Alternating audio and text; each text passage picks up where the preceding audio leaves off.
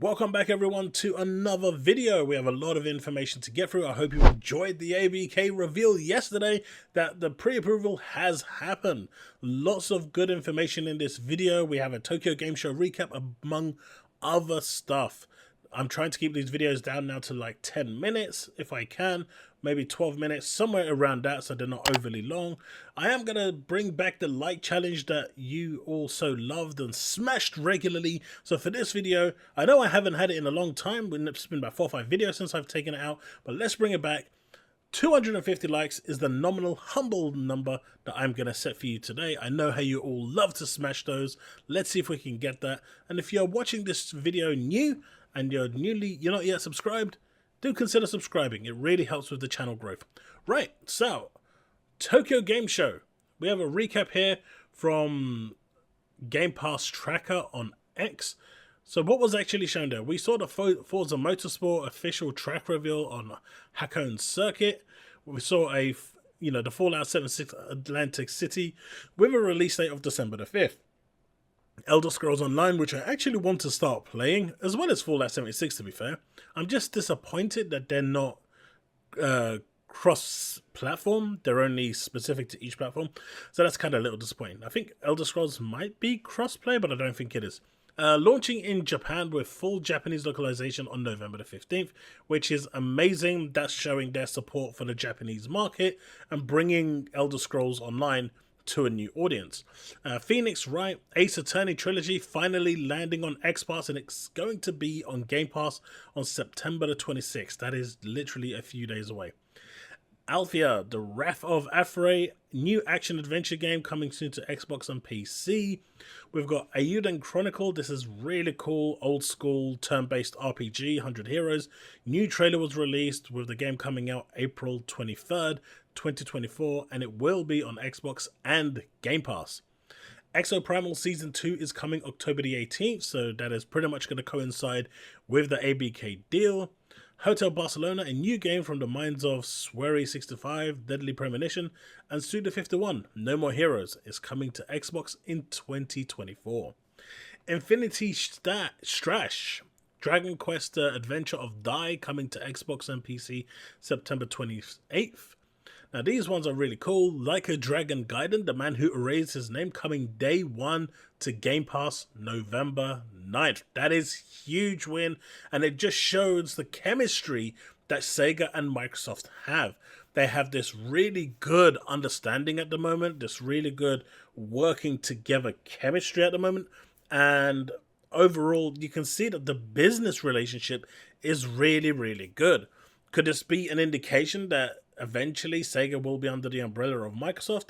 Who knows? At the moment, I think it's too soon, especially just after the acquisition of ABK.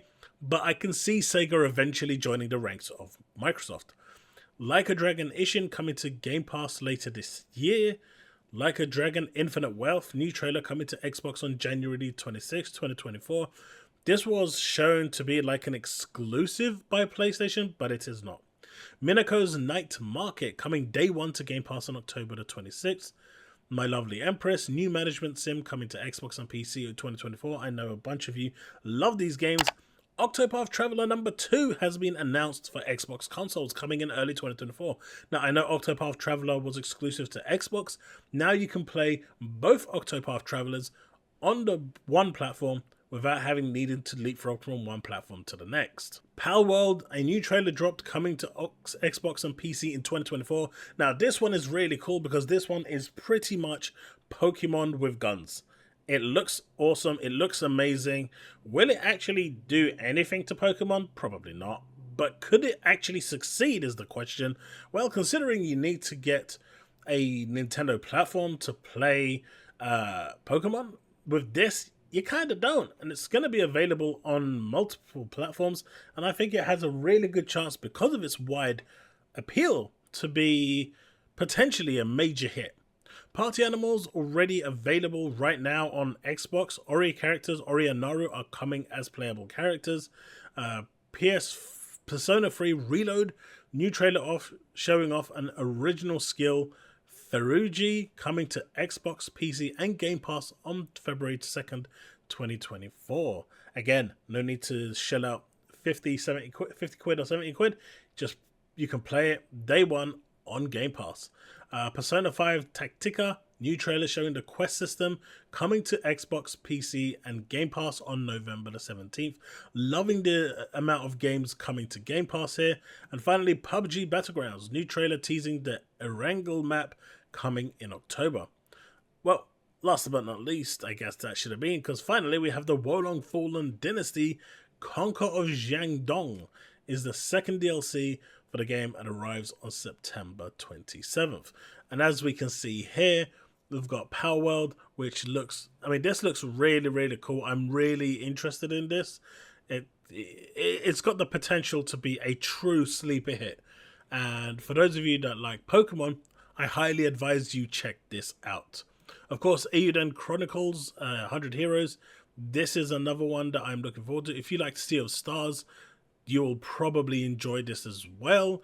Similar style, and it's made by some quite prominent figures as well. So definitely one to look out for. We've got The Man Who Erased His Name coming day one for Game Pass.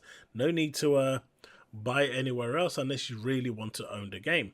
Even then, you've got the option, because you can either buy it digitally for quite a bit cheaper, or you can just go and buy it physically if that's your thing. And again, here on this tweet, we're seeing the slides, Persona 3 Reload, Ace Attorney Phoenix Wright Trilogy, Like a Dragon Ishin. I've been looking to play this game.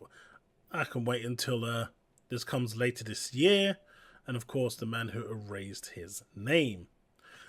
Big news from Massive Entertainment here. Julian Garrity has been appointed executive producer for the Tom Clancy's Division brand. Julian will oversee all games and products, and this was like a almost nothing drop, right? Including Tom Clancy's The Division 3. Now, I've been a huge fan of The Division. I know I don't play it much. I was really into The Division 2 until a lot of clan drama broke out, and that really killed the game for me, honestly, because we had like a really cool clan and it was great, and then they just decided to start getting all elitist and stupid, and it really just kind of ruined the whole experience for me, and it kind of made me go sour, honestly, towards the whole franchise in terms of just playing it. And though I tried to get back into it later with a couple of friends, I just never really felt the same. I'm hoping the Division 3 will revitalize what was lost for me. This is led by Massive Entertainment as well, who is actively building a team for the game. So this won't be here for a couple of years at the very least, but I am super excited for this game. I love The Division. Still need to find my watch. I know I left it somewhere. It's somewhere in my house. I actually bought the collector's edition that came with a watch as well. Really fancy stuff. It had the whole light stuff and whatnot. Really loved it. But yeah, Division 3, I'm really looking forward to it. This may actually prompt me to start playing the Division 2 a little bit more as well, because, like I said, I'm a huge fan of the franchise. So this one here is a little weird. As you know, a lot of my videos don't have music in it, and there's a good reason for that. For the past 3 months, I've been getting, especially from my older channel, a lot of music that's been copyrighted and has been a lot of my videos have been demonetized. Now, I'm talking videos that were made 3 years ago, and they were all fair use. Nothing like that was out of order with them, but they're all getting pulled apart now and claimed. And I'm using like music that's royalty free from YouTube's own stock that's actually being claimed. So for those of you wondering why I don't like to use music, that's why. Because this is getting stupid. But this is when it gets really petty, right? This is how you know that Sony has hit rock bottom. So let me get it straight. Sony are claiming ownership of Halo Music, a Microsoft and Xbox owned IP via YouTube's broken copyright system. Now the problem here is that, as some people will say here, there is actually some legal basis that Sony does own it. And I'm trying to find it as I go down, but I guess I'm not going to see it. But there was actually some people right here. So the soundtrack is actually was published by Sony in certain regions of the world, right? And because of that, they do hold some kind of legal basis for it. But the music that was used on this guy's channel was within the fair use policy. There was nothing he used that wasn't fair use. But Sony are going round now to Xbox-centric channels and basically trying to copyright their videos and claim the money. Because, you know, now that they've lost that ABK money, now that they've lost that Call of Duty money, they are nickel and diming for YouTubers' money. I mean, they're pretty sad and pathetic at this point. I know this is a different division to PlayStation, this is the Sony Music, but they're under the same umbrella, right? You cannot tell me that there is no communication between them and they don't know what they're doing. They clearly know that it's fair use, they clearly know they're being out of order, but this is the problem with using any music on your videos. Like, I remember about a month or two ago, I had videos that are still live on my old channel when Cade 6 was around doing those weekly chests really early into the Division 2 days. I'm talking, we're going maybe 4 years back, 5 years back. And those videos now are getting copyrighted by Sony. It's stupid. So as far as I'm concerned, that's why I don't like to use music. If anyone has actual free copyright music that thinks is suitable for my channel, feel free to let me know in the comment section below and I'll check it out. But as of right now, the hassle that it brings is just not worth it. And as you can see here, it's just such a headache. Now this one over here is really, really interesting, right? Because I've been talking about cloud gaming, pushing things forward for a long, long time. And as you can see here, they're talking about the iPhone playing Resident Evil 4 and, oh, sorry, I think it's Resident Evil 8 actually. And we're going to get onto a video of that in just a second. But Gaz here says the game industry is fundamentally changing. I think Xbox's fusion of cloud, local hardware for its next-gen plans is absolutely the right bet to take, very honestly. Of course, some people don't agree with this. They would rather die than playing on the cloud. As you've seen during streams, I actually enjoy playing on cloud. Of course, the S-Class gamer had to come in here with a bit of a stupid take. The gaming industry isn't changing. It absolutely is changing. The regulators are showing that it's changing. Cloud gaming is growing. It may not be big right now, but the reality is more and more people are opting to not buy PCs and just go to cloud gaming if their internet allows it.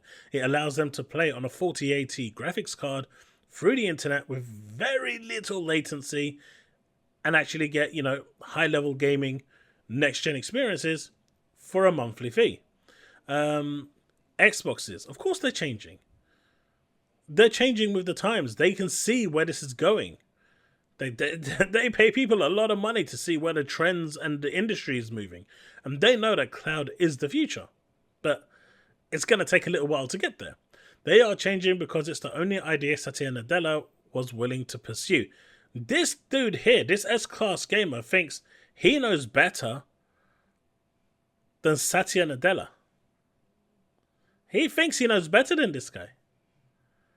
This dude. I mean, I think you should basically take the H away from here, and I think that will finally sum him up. If cloud gaming doesn't blow up in 4 years, it's not going to blow up in 4 years. I've personally set like a 10-year track for cloud gaming. In 10 years' time, I think cloud gaming is going to be everywhere. There will be no Xbox anymore. And this is the other thing, right? Why do people want Xbox to disappear? I mean, they're always arguing about, oh, we want competition, we want competition. But the first thing they do is, I wish Xbox was gone and it turned into a third party. Do they really want that? Do they really want that? With GTA 6 already toying with the idea of £150 games, and if they do that, that could potentially become standard price for all platforms. Do they really want that, knowing that, you know, Sony will charge even more than what these companies are, considering they can't even recoup the money they pay for games like The Last of Us. The sales that they make isn't enough to warrant the development of those games. Jim Ryan said this. And them knowing this, is this what they really want? Games for 200 quid, 250 quid. These people are mental loco. Seriously, they don't know what they want. You don't know what you want. Because when you actually get it, you start crying because it's ruined the experience for you or made things worse, or the game dies quicker than it's supposed to. That's the reality. And, you know, there are occasions where the consumers are right, but most of the time, we just want what's the easiest and simplest thing to do. And, you know, sometimes it's just not supposed to be that simple. But what this dude here is saying is just crazy. Now, this is the thing I was talking about.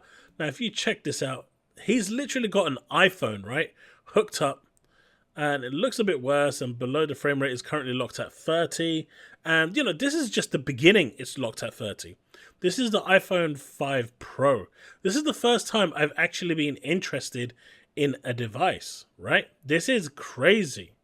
This is running native on the actual platform, on the actual phone. Sure, it might not look graphically as amazing, but to the casual gamer, who is pretty much 90% of the gamers out there, why would they buy a console if they can get all the latest gen games looking this good on a phone that they can plug into their TV via USB-C, which will charge the device and play the game at the same time?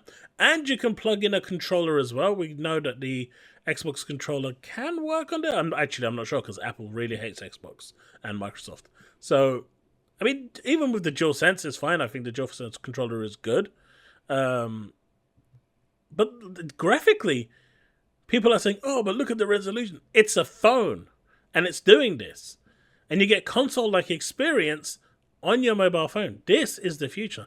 Now, imagine being able to do this with the cloud gaming as well, like hooking up your phone to the TV, running things through the cloud. If your TV doesn't have cloud capabilities or the app capabilities, you could just do it through your phone. Absolutely amazing. Like, seriously. Absolutely amazing. I'm really, really impressed with where the technology is going. And like I said, with King Trash actually saying, you know, the S-Class Gamer, that cloud gaming isn't the future, when mobile games are being able to produce native games like this, what is he even talking about? This is the future. We're not there yet. That's true. It's going to take 10, maybe 15 years before we fully embrace it. But I reckon in the next 2-3 years, Apple is going to be a home console for gamers. And when you see games coming out, third-party games, they're not going to be omitting the iPhone. In 2-3 years, games will be designed with the iPhone in mind. If they're doing it with the Xbox Series S, why not the iPhone? Which looks like it could handle potentially even more, albeit it is, you know, a £1,500 device, but still, you know, it's really good. And with the actual Apple VR coming, which has the iPhone built in, Apple are making big strides here. Android need to keep up. Right, we're coming to the end of the video. Cyberpunk 2077, Phantom Liberty has come out. It's got stonkingly good reviews. The game has got a 91 Metacritic, 90 OpenCritic, and it's basically a super smash hit.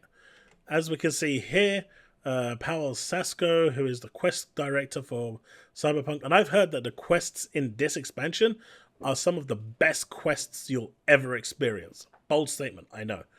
But it's great to see that they have worked hard and delivered on an experience that, you know, should have been there at the beginning.